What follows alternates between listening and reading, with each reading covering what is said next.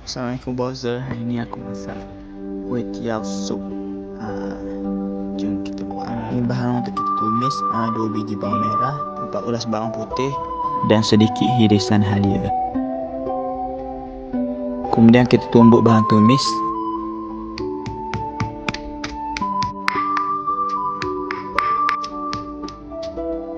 Ini hasil.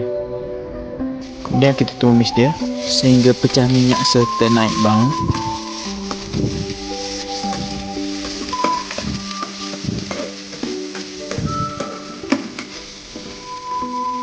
Masukkan ayam. Kita masak dia dulu sehingga dia masak.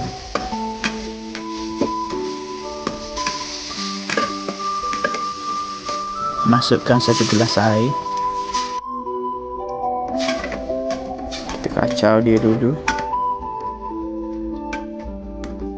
Masukkan sup bunjut. Masukkan 1 gelas lagi air. Agak-agak lah air korang nak guna banyak mana.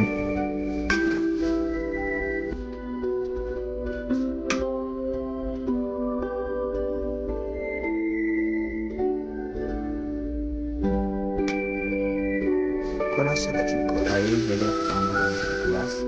1 sudu garam, sedikit garam.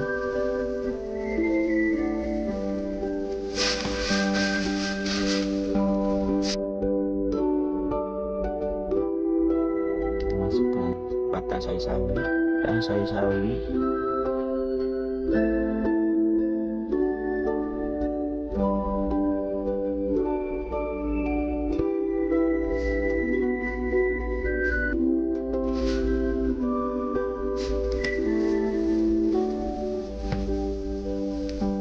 Masukkan daun bawang.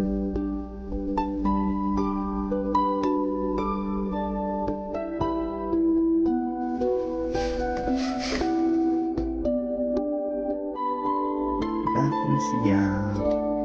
Langsung boleh sampai dulu. Assalamualaikum.